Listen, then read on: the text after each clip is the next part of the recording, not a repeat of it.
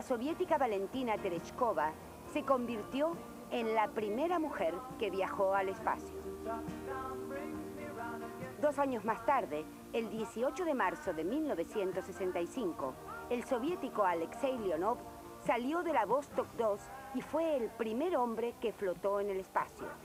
2 meses después, la hazaña fue emulada por el norteamericano Edward White.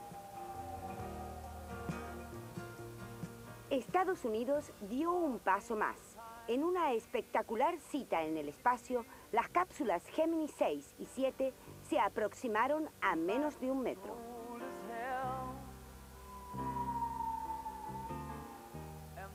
Pero el espacio se cobró sus primeras víctimas. En enero de 1967, durante una cuenta atrás simulada de la nave Apolo 1, se incendió la cápsula. Los astronautas Grimson, White y Chaffee murieron ante la mirada impotente del personal de tierra. Los norteamericanos apretaron aún más el acelerador.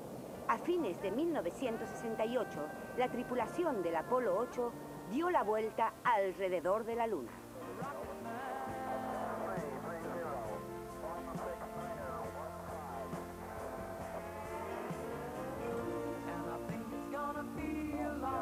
Y el 21 de julio de 1969, a las 16:18 hora argentina, el anhelo de Kennedy se hizo realidad.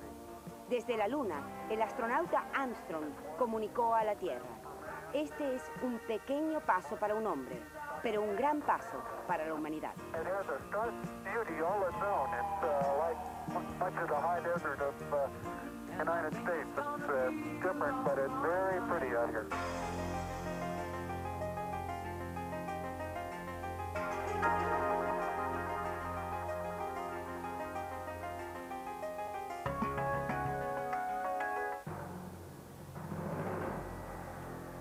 A mediados de 1968, ante el creciente malestar social, el ejército volvió a inquietarse. Onganía respondió con relevos en la cúpula militar. La muerte del estudiante Santiago Pampillón desató la protesta universitaria en Córdoba. También se acentuó la agitación en las fábricas de automotores. El 29 de mayo de 1969 estalló el Cordobazo.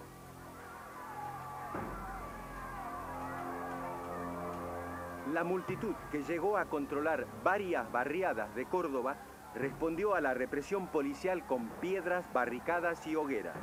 Desbordada la policía, el 31 de mayo intervino el ejército y restableció el orden, al precio de 30 muertos, 500 heridos y 300 detenidos. El único capital de Onganía, la autoridad, se había desvanecido. La agitación popular se extendió a otros puntos del país. En el clima de violencia generalizada crecieron las organizaciones guerrilleras: FAL, FARC, Montoneros, ERP. De un modo u otro, todas estas organizaciones reivindicarían la lucha armada.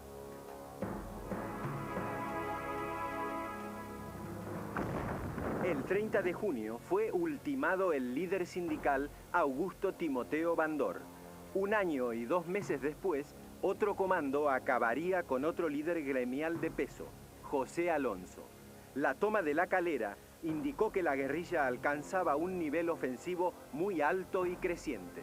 El 29 de mayo de 1970, el general Aramburu fue secuestrado y luego ejecutado por los montoneros. Precisamente en el momento en que Aramburu se perfilaba como dialoguista en contraposición al autoritario Onganía. El gobierno difundió carteles con las fotos de Fernando Abal Medina, Norma Arrostito, Mario Firmenich y otros dirigentes montoneros. El cadáver de Aramburu fue encontrado en la estancia La Celina, en Timote, al sudoeste de Buenos Aires. Tiempo después, los detalles de su ejecución, publicitados por los montoneros, conmoverían al país. Desbordado por los acontecimientos, Onganía presentó la renuncia. El 18 de junio asumió la presidencia el general Roberto Marcelo Levingston. En la escalada de violencia, el 7 de septiembre, Fernando Abal Medina y Carlos Ramus, acusados de la ejecución de Aramburu, fueron muertos. Pero el país estaba ansioso de una salida política. El 26 de marzo de 1971, asumió la presidencia el general Alejandro Agustín Lanusse. Jorge Daniel Paladino, delegado de Perón, y Arturo Monroy, veterano dirigente radical, ya habían motorizado la Hora del Pueblo en procura de una salida institucional. Neto antiperonista, pero hábil político, Lanusse invitó al país a celebrar un gran acuerdo nacional. Pero este aún estaba muy lejos.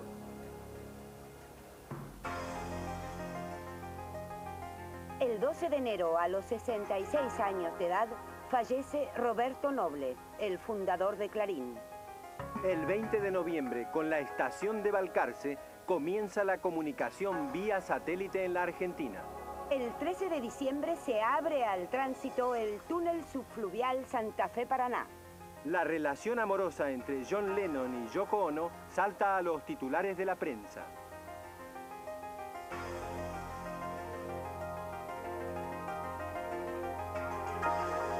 Ya sé que estoy piantao, piantao. En 1969, cantada por Amelita Baltar, Balada para un loco de Astor Piazzolla se encarama a los primeros puestos del Festival de la Canción de Buenos Aires. Por la ribera de tu sábana verde. Hasta ese momento, Piazzolla había sido un maestro indiscutible en Nueva York, París, Roma, pero muy discutido en la Argentina, a pesar de que su Adiós Nonino ya era el murmullo de Buenos Aires.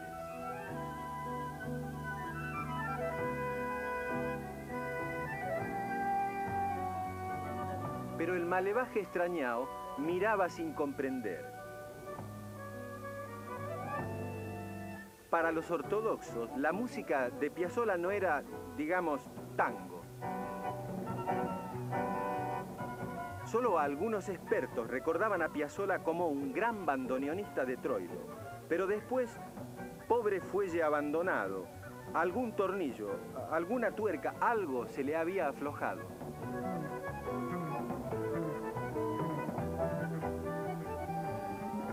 Balada para un loco puso las cosas en su lugar. Piantao, Piantao, finalmente, el gran renovador del tango pudo ser profeta en su tierra. Sharon Tate, esposa del director de cine Roman Polanski, es asesinada en Los Ángeles. El 4 de abril, el cirujano argentino Domingo Liotta realiza en Texas el primer trasplante de corazón artificial. El 27 de octubre de 1970, el argentino Luis Federico Leloir recibe el Premio Nobel de Química. Y el argentino Alberto de Midi se consagra campeón mundial de remo.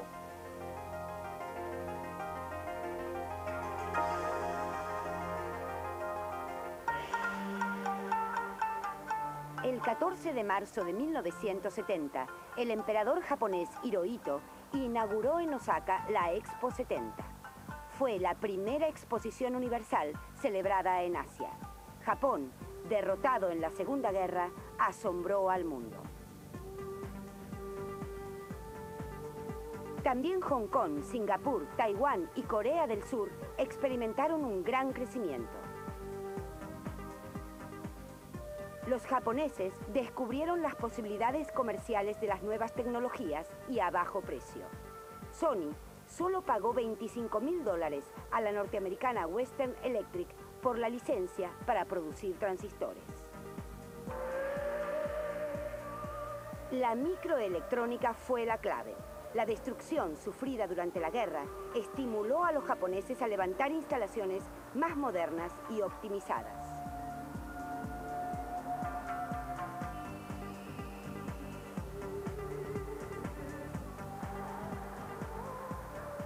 La reconstrucción nipona duró hasta mediados de los 50. Entre esta década y la del 70, Japón vivió un crecimiento económico nunca visto, el 10% anual. Igualó a Estados Unidos en producción de automóviles y televisores. Superó a Alemania en cámaras fotográficas y computadoras y se dio el lujo de competir con Suiza en materia de relojes.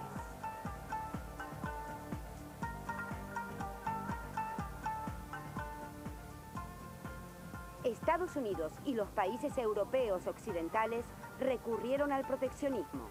El 20 de noviembre de 1970, Estados Unidos promulgó la ley Mills-Bill, que restringía las importaciones niponas.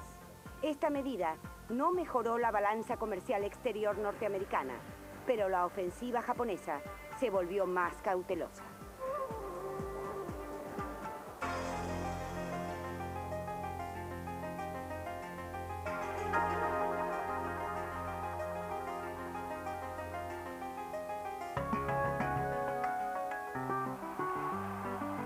El 7 de noviembre de 1970, en el Palazzo dello Sport de Roma, Carlos Monzón, 72 kilos, huesudo, cara de indio, nacido y criado en Santa Fe, pulverizó a Nino Benvenuti y se coronó campeón mundial de los medianos.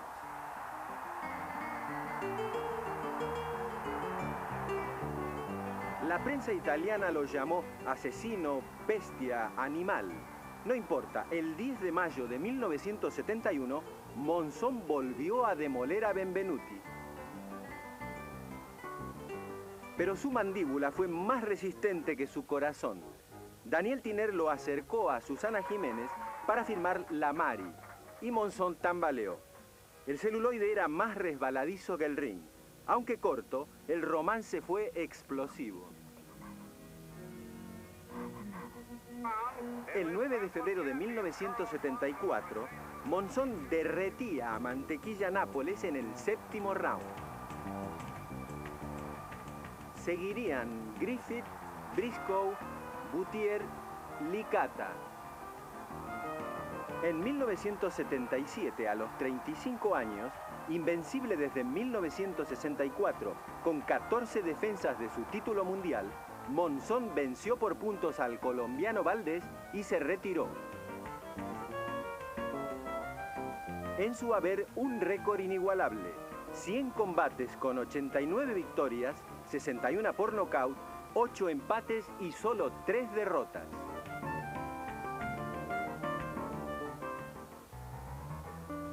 Pero la peor de las derrotas la sufriría en 1988.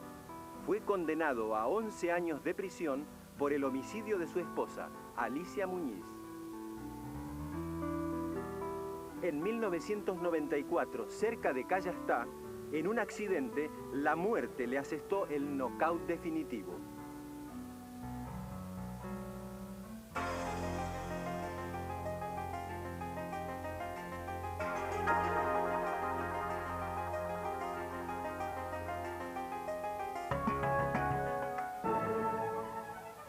El 7 de diciembre de 1970, el canciller germano occidental Willy Brandt depositó una corona de flores ante el monumento dedicado a las víctimas del gueto judío de Varsovia.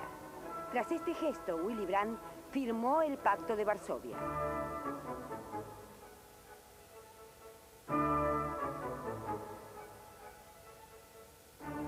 El acuerdo normalizaba las relaciones entre Alemania y Polonia y contenía un punto esencial.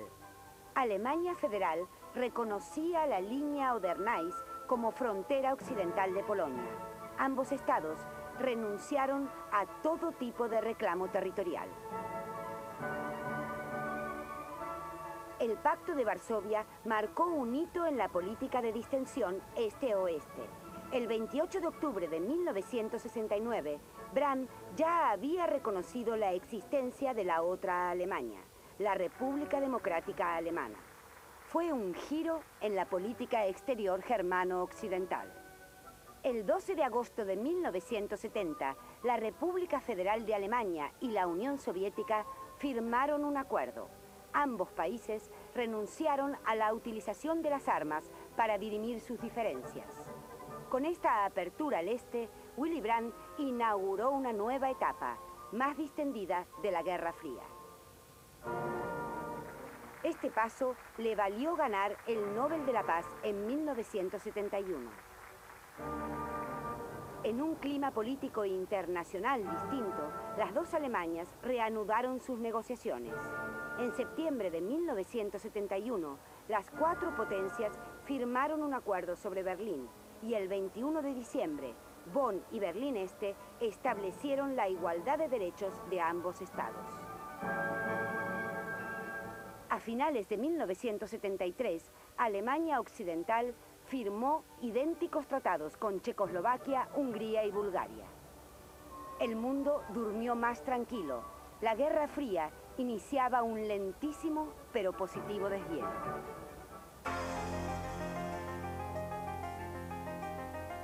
El 7 de diciembre, Oscar Ringo Bonavena no pudo con Muhammad Ali, aunque casi lo logra. Fue su gran noche. Los shortcitos nacen en Roma y se expanden rápidamente por el mundo. Idi Amin asume el poder en Uganda e inicia una dictadura caracterizada por la brutalidad. Charles Manson es condenado a la cámara de gas por el asesinato ritual de la actriz Sharon Tate.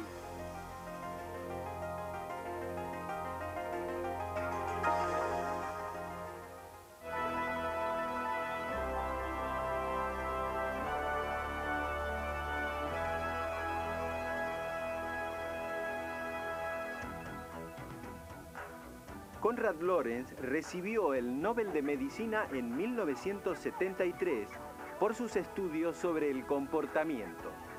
Sus estudios sobre las ocas iluminaron algunos aspectos de la conducta. Sus libros científicos se convirtieron en grandes éxitos de venta, especialmente la agresividad. Allí afirmó que la conducta agresiva es básicamente congénita. Las controversias que despertó acrecentaron su popularidad.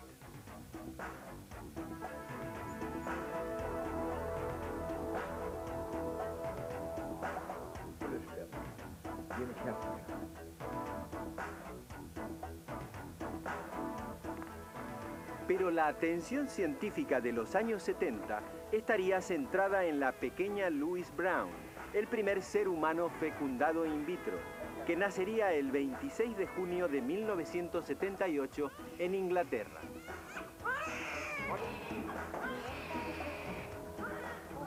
Los ginecólogos Patrick Steptoe y Robert Edwards de la Universidad de Cambridge llevaban 10 años experimentando con la fecundación in vitro.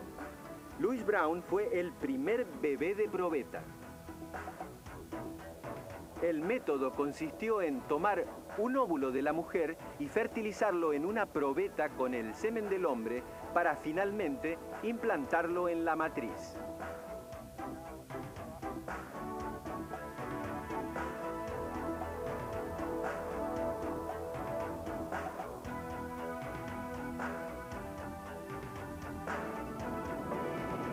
Hacia el final de los 70, con el lanzamiento del Ariane, Europa se puso a la altura del cosmos.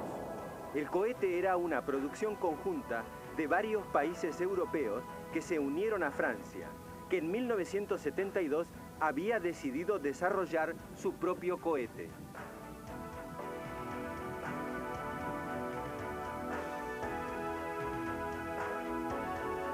Tres años más tarde, nació la Agencia Espacial Europea.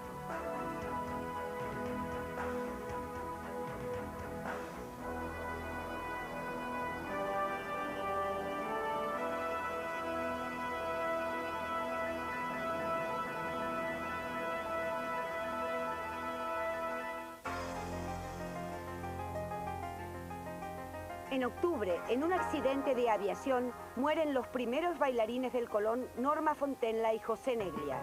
El ballet se vistió de luto. La calle Florida cambia de look y se convierte en peatonal. El poeta chileno Pablo Neruda gana el Premio Nobel de Literatura.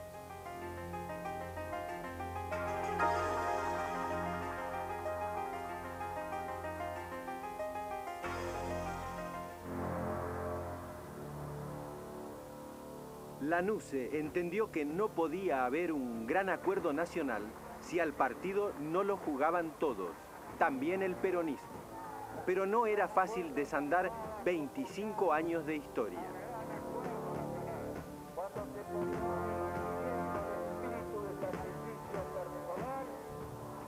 El balance de Perón sería otro. Bueno, el gran acuerdo nacional, que solo estuvo en la imaginación, tenía un solo objetivo: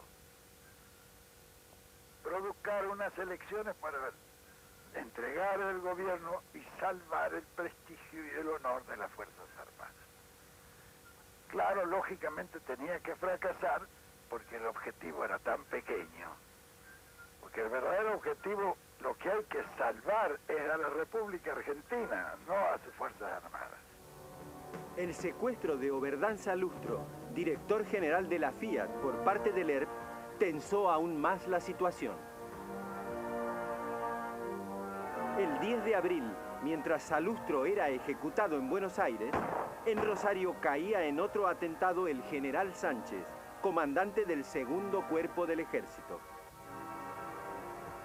El 22 de agosto de 1972, 16 guerrilleros fueron ultimados en Trelew, en una base de la Marina. No solo era una advertencia a la guerrilla, también a Lanusse y al ejército. La Marina seguía encarnando el viejo espíritu revanchista de 1955. El ERP acribilló al contraalmirante Hermes Quijada y se ahondaron las viejas fracturas históricas. Lanusse anunció elecciones para el 11 de marzo de 1973. Héctor Cámpora emergió como delegado de Perón en la Argentina. Las organizaciones guerrilleras peronistas vieron en el nombramiento del tío Cámpora un guiño personal del viejo. Pero la actuación de Isabelita y López Rega, enviados desde Madrid, indicó que Perón siempre se reservaba una carta. Bueno, los muchachos se ponen calificativos propios, pero eso no quiere decir que obren de distintas maneras. Bueno, los hay ortodoxos, los hay heterodoxos, los hay combativos, los hay contemplativos, pero todos trabajan. Frondizi se entrevistó con Perón en Madrid y trazaron las líneas del Frejuli, Frente Justicialista de Liberación. Lanusse no quiso quedar fuera del juego que él mismo había abierto. Para reafirmarse como rival del viejo líder, en un acto en el colegio militar, sostuvo que a Perón no le da el cuero para volver al país. A Perón sí le dio el cuero.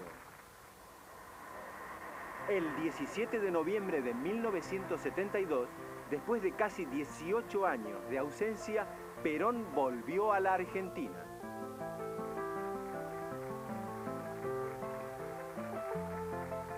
Voy a tener paciencia y hacer lo que sea necesario por la paz y por la grandeza del país. Hasta tragarme el sapo de hablar con Perón. Y tuvo que tragarse el sapo.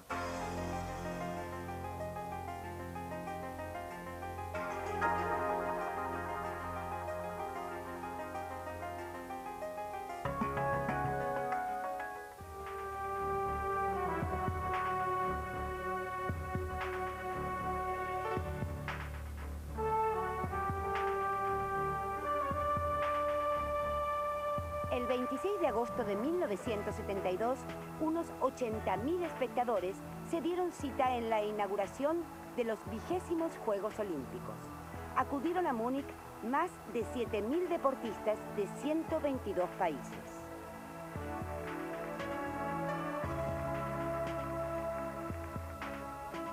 Pero los Juegos se vieron gravemente empañados por la acción del grupo guerrillero Septiembre Negro. 11 deportistas israelíes, 5 palestinos y un policía perdieron la vida.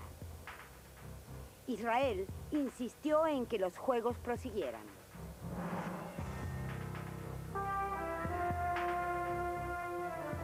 Los alemanes obtuvieron 13 medallas de oro. Ulrich Meinhardt, con solo 16 años de edad, saltó 1,92 m y obtuvo el oro olímpico.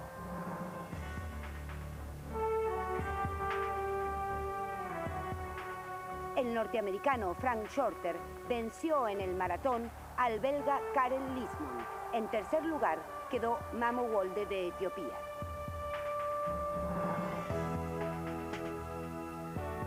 El nadador estadounidense Mark Spitz fue la gran figura. Ganó nada menos que 7 medallas de oro.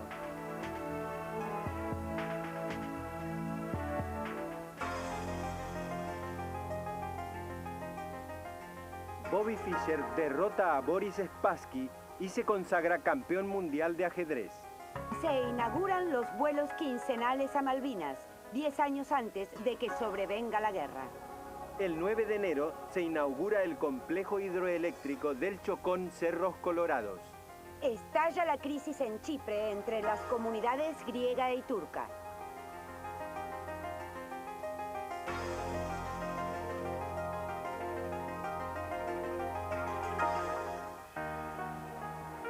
Instalado en Gaspar Campos, en Vicente López, Perón ignoró a Lanusse y se entrevistó con Balbín, el veterano líder radical.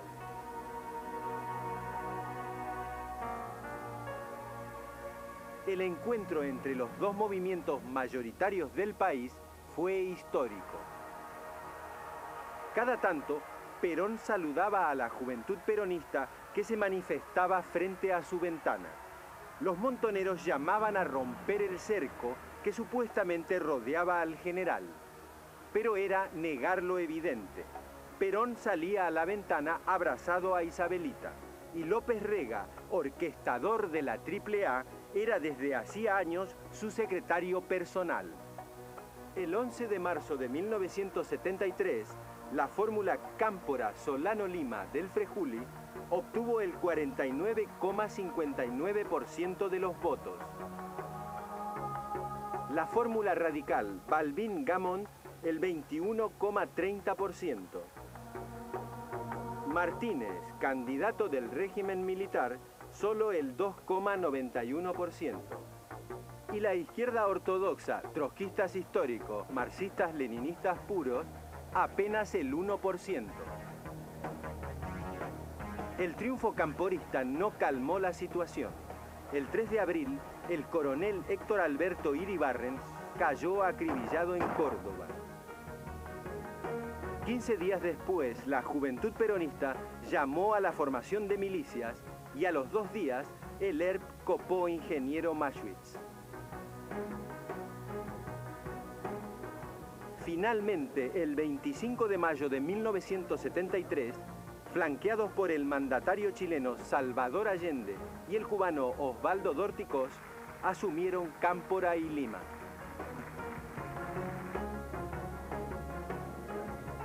El entusiasmo en Plaza de Mayo era impactante. Unos celebraban el retorno a los años felices anteriores al 55, otros la liberación nacional y social. Pero mientras los militares cumplían con su desfile ritual, la mayoría coreaba se van y nunca volverán. El día anterior, el llamado Devotazo había liberado a los presos políticos a cuenta de una inminente amnistía. Pero la consigna de Cámpora al gobierno, Perón al poder, sostenida durante toda la campaña electoral, no había sido acuñada en vano. El 20 de junio de 1973 se movilizaron centenares de miles de peronistas para recibir a su líder. El Perón vuelve, garabateado hasta el infinito durante años por manos anónimas, se haría realidad.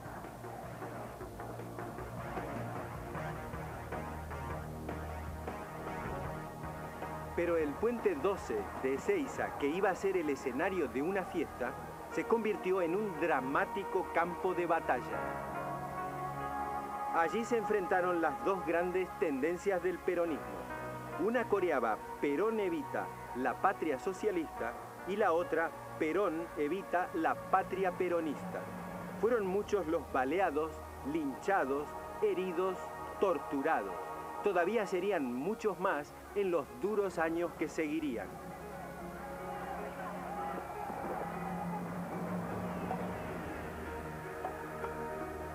La derecha comenzó a ocupar espacios. López Rega, ministro de Bienestar Social, su yerno Raúl Lastiri, presidente del Senado, y el teniente coronel Osinde, subsecretario de Deportes. El camporismo, apoyado por la tendencia revolucionaria, estaba representado por Esteban Rigui, ministro del Interior, y Juan Carlos Puig, ministro de Exteriores. Pero Ezeiza ya había dictado la sentencia. El 13 de julio de 1973, después de solo 50 días de gobierno, el tío Cámpora y Solano Lima renunciaron.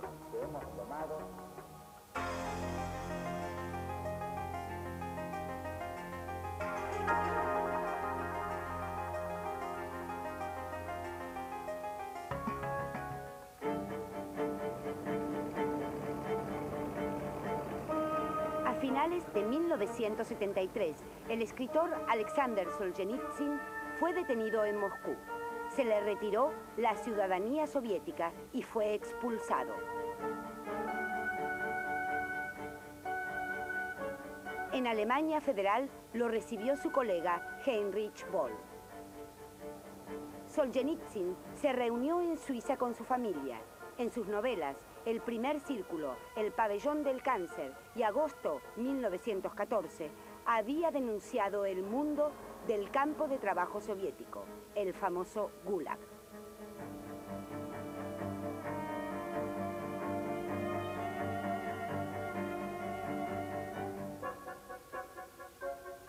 Su obra, Archipiélago Gulag, desató las iras del Kremlin. Solzhenitsyn desnudó el funcionamiento de los campos de castigo. Fue acusado de traidor.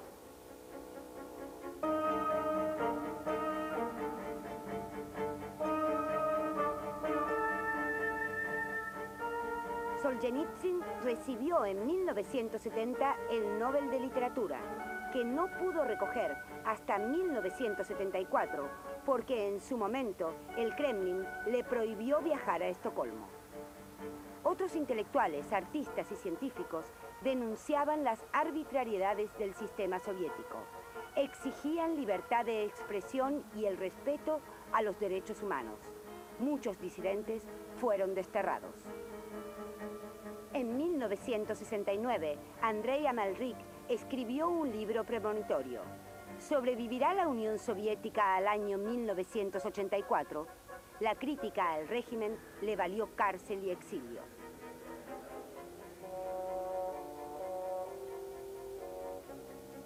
El físico Andrei Sájarov, padre de la bomba atómica soviética, fue uno de los disidentes más destacados.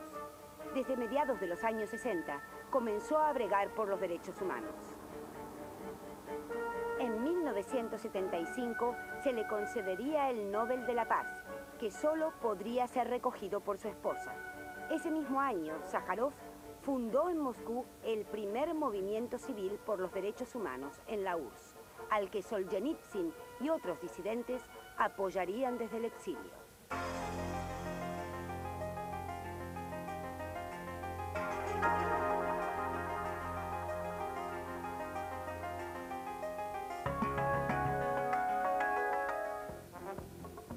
I have no intention whatever of walking away from the job I was elected to do. El 17 de junio de 1972, 5 personas fueron sorprendidas en el edificio Watergate, el cuartel general del Partido Demócrata, cuando colocaban micrófonos ilegales. Los documentos que les secuestraron salpicaron a Howard Hunt, ex agente de la CIA, y Gordon Liddy, colaborador del asesor presidencial Charles Colson. One of the most difficult decisions of my presidency, I accepted the resignations of 2 of my... El 7 de noviembre de 1972, Nixon venció al demócrata George McGovern e inició su segundo mandato presidencial. And the Constitution of the United States, so help me God. En enero de 1973 fueron condenados los llamados plomeros de Watergate, pero el juez John Sirica sospechó que había una conexión entre ellos y el gobierno. James McCord, uno de los condenados, confesó haber cometido perjurio para proteger a la Casa Blanca. Carl Bernstein y Bob Woodward del Washington Post revelaron la trama de sobornos que había financiado la campaña electoral de Nixon.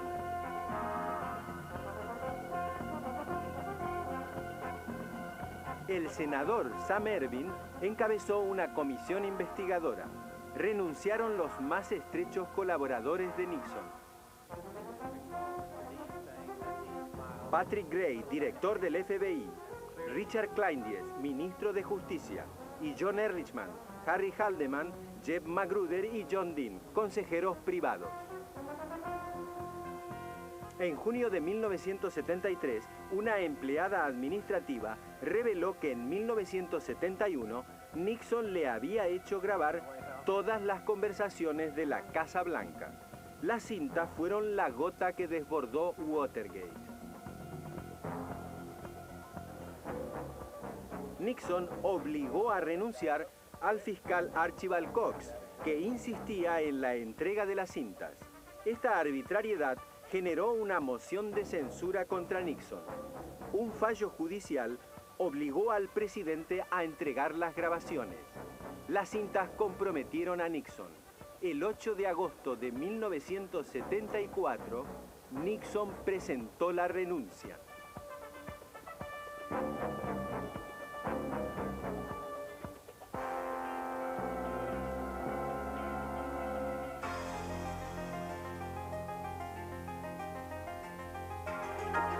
Por primera vez entra en vigencia en Gran Bretaña el sistema métrico decimal.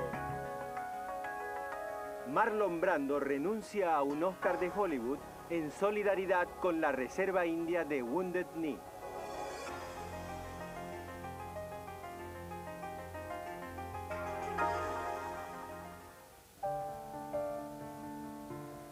En 1973, 3 Pablos abandonaron el mundo.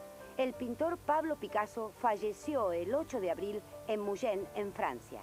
Reconocido como uno de los grandes maestros del siglo, fue padre del cubismo y hermano mayor de todas las vanguardias plásticas. El poeta y premio Nobel Pablo Neruda murió en Isla Negra, Chile, días después del golpe contra Salvador Allende. Su casa fue saqueada por los militares. Su entierro fue el primer acto público contra Pinochet.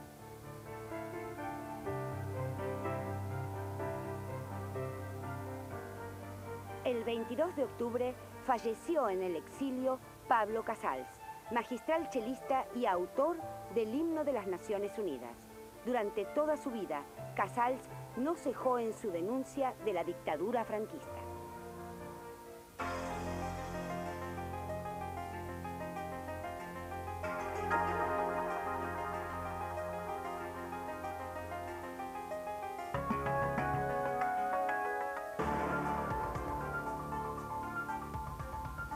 En los países desarrollados, los autos desaparecieron. La causa era la crisis energética que siguió a una nueva guerra en el cercano Oriente. El 6 de octubre de 1973, día del Yom Kippur o Día del Perdón, tropas sirias y egipcias atacaron a Israel. La Unión Soviética envió armas a los países árabes y Estados Unidos a Israel. Los países árabes productores de petróleo redujeron en un 5% mensual el suministro de crudo a Occidente. El objetivo era presionar a Israel para que devolviera los territorios ocupados en 1967. Otros países productores se unieron al boicot. En noviembre, los países árabes redujeron sus exportaciones de petróleo en un 25%. El boicot surtió efecto. Los cancilleres europeos y Japón intentaron forzar la retirada israelí.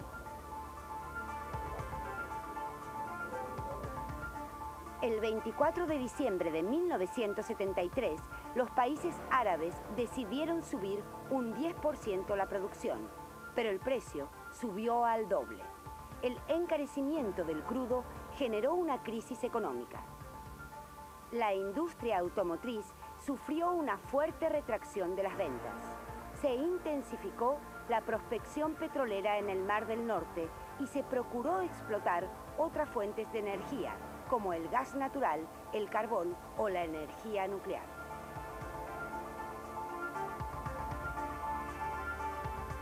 La subida del precio del petróleo trajo otras consecuencias. En 1974, los países exportadores duplicaron sus ingresos. El desplazamiento de esa enorme masa de dinero produjo un desequilibrio monetario internacional. Las bolsas se resintieron, las cotizaciones bajaron y en 1974 el mundo vivió la peor recesión desde los años 30. Pero la retracción industrial redujo el consumo de crudo. En consecuencia, en 1975 hubo un notorio excedente de petróleo. La menor demanda hizo bajar los precios y la economía mundial comenzó a recuperarse.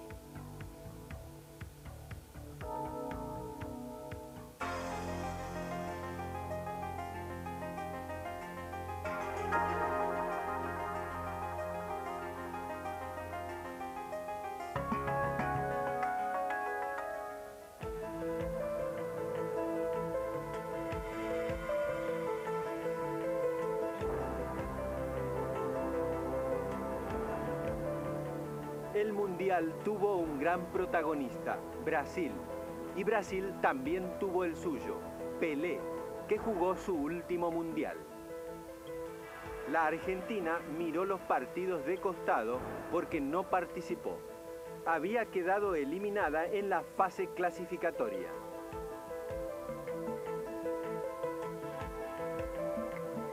Brasil contaba con grandes figuras como Tostão, Jairzinho, Clodoaldo y Carlos Alberto. Había ganado su zona superando a Inglaterra, Rumania y Checoslovaquia.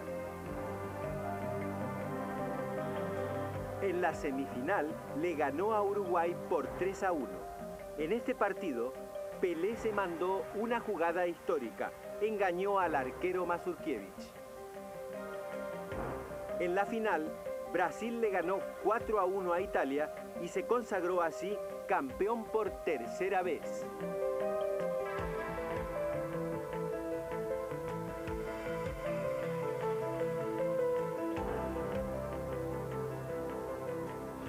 Juan Manuel Serrat llegó por primera vez a Buenos Aires en 1969 e inmediatamente impactó en el público.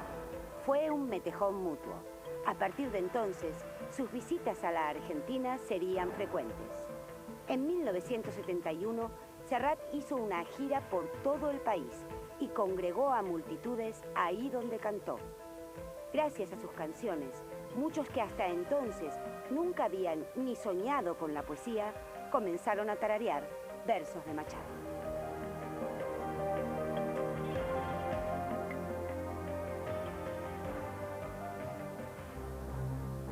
En octubre de 1972, el equipo de rugby uruguayo del Colegio Católico Estela Maris de Montevideo fletó un charter rumbo a Chile para jugar un partido.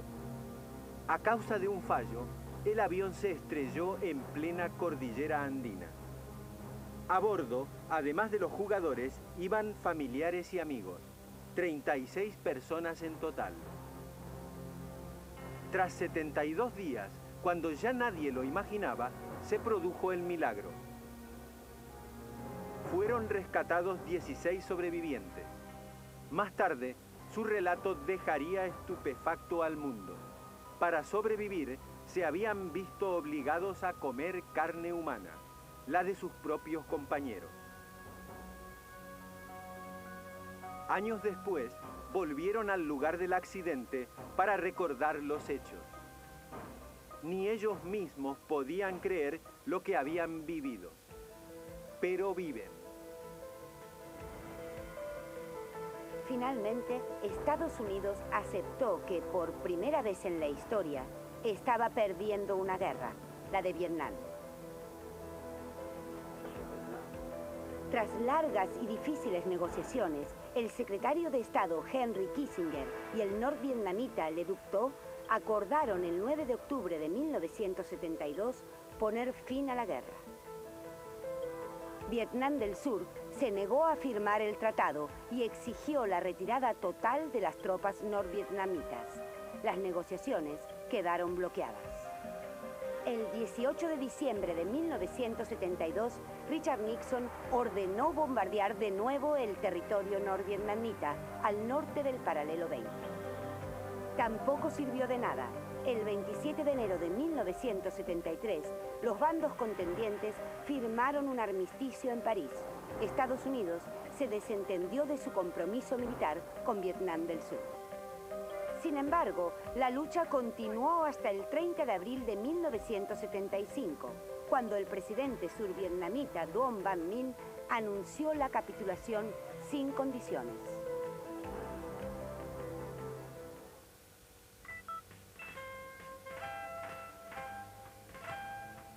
De los militares a la democracia.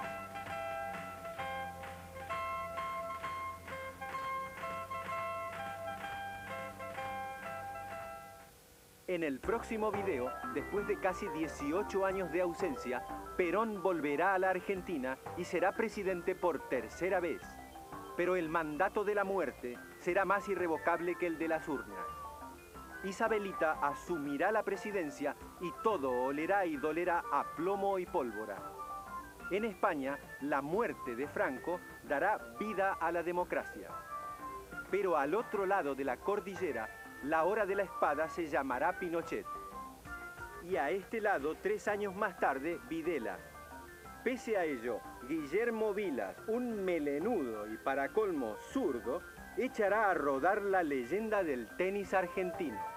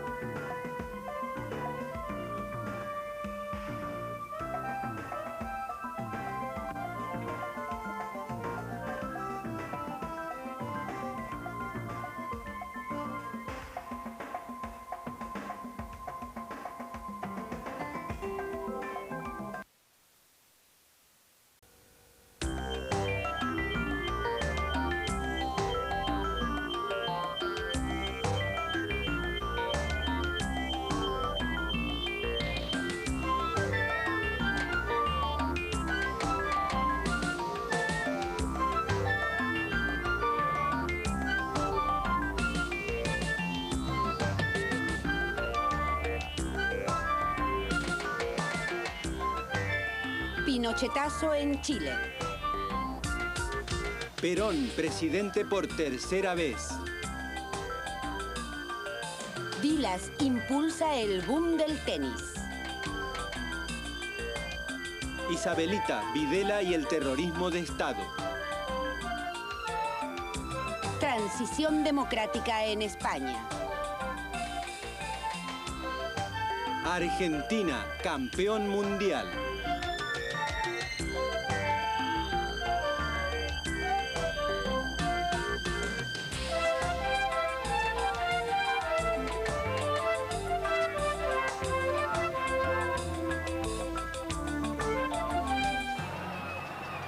El 11 de septiembre de 1973, el ejército chileno dio un golpe de Estado y derrocó al presidente Salvador Allende, que murió tras intentar la defensa del Palacio de la Moneda. La esperanza de una vía democrática hacia el socialismo, elegida en las urnas por mayoría, quedó truncada. El general Augusto Pinochet se hizo con el poder como presidente de una junta militar. Una dura represión se ensañó con los partidos de izquierda, sindicatos, estudiantes e intelectuales. El golpe de Pinochet se sumó a la oleada de dictaduras, como la ya implantada en Brasil o la que avanzaba en Uruguay, y que durante los años 70 extendió por América Latina el terrorismo de Estado.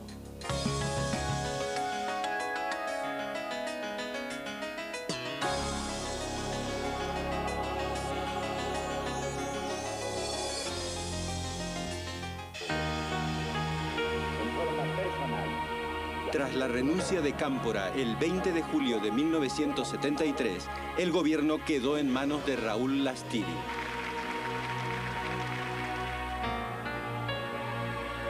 Su suegro, López Rega, conocido como el Brujo, puso manos a la obra.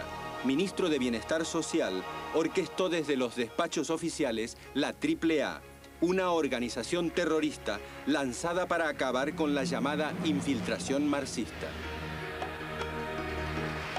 El 23 de septiembre, la fórmula Perón-Perón se impuso con casi el 62% de los votos contra la fórmula radical Balbín de la Rúa, que obtuvo poco menos del 25%.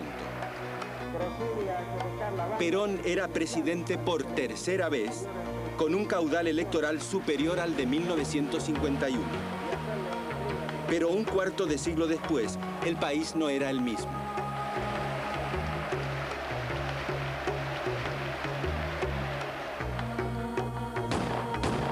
A los 2 días de las elecciones caía acribillado a balazos José Rucci, secretario general de la CGT, por un comando terrorista. Perón asistió al sepelio del gremialista. Su cara expresaba dolor, preocupación, gravedad.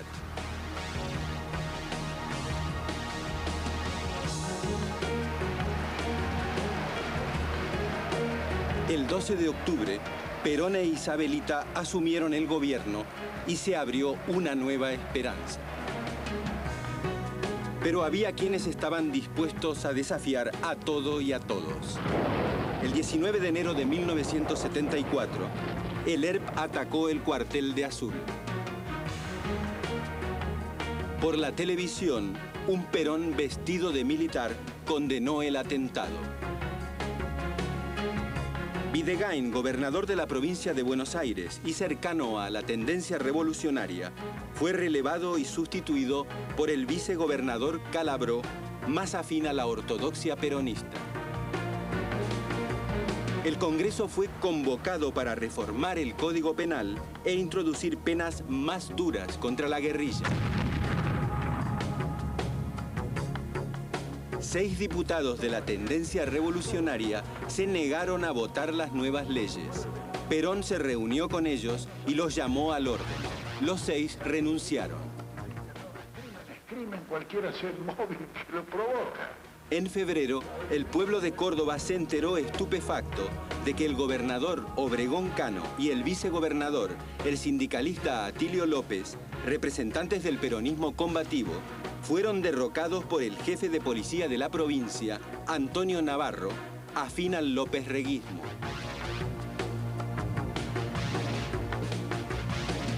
El 1 de mayo, la crisis interna del peronismo se convirtió en ruptura. Desde el histórico balcón de la Casa Rosada, tradicional tribuna del peronismo, Perón condenó a los montoneros. Pese a estos estúpidos que gritan, han visto caer a sus dirigentes asesinados sin que haya todavía sonado el escarmiento. Los montoneros abandonaron la plaza, emprendían un camino sin retorno. Mientras Perón, enfermo, sentía el destino llamando a su puerta. El 12 de junio, una fatal premonición recorrió el cuerpo del país cuando se lo oyó decir: Yo llevo en mis oídos la más maravillosa música que para mí es la palabra del pueblo argentino. Fue su último discurso y su última aparición en público. Fue su despedida.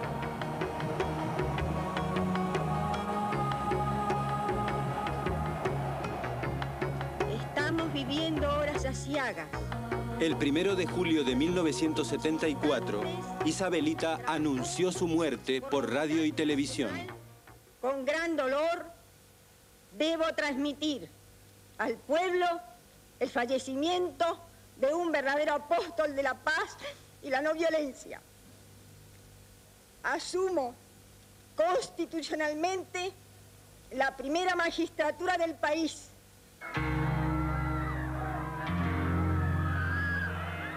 El 4 de julio, su sepelio multitudinario fue el cierre de un capítulo crucial de la historia argentina. Balbín, conmovedor y conmovido, despidió los restos. Este viejo adversario despide a un amigo. María Estela Martínez de Perón asumió la presidencia. Todos empezaron a comentar un hecho curioso. Cuando Isabelita hablaba, a sus espaldas, López Rega movía los labios.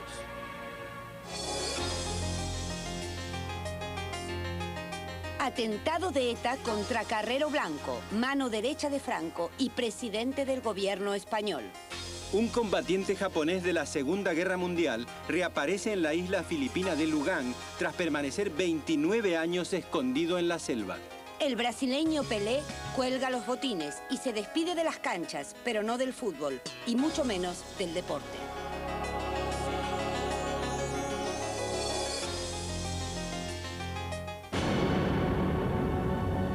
El rápido crecimiento económico de los años 50 y 60 se cobró un alto precio. El mundo comenzó a preguntarse qué hacer con el ruido, el humo y los residuos. El hábitat de los seres vivos empezó a peligrar.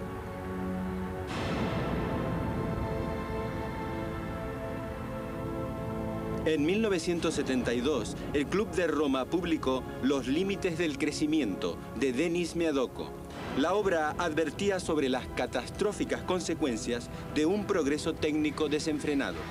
En los países desarrollados surgió un movimiento de protesta contra la destrucción del medio ambiente.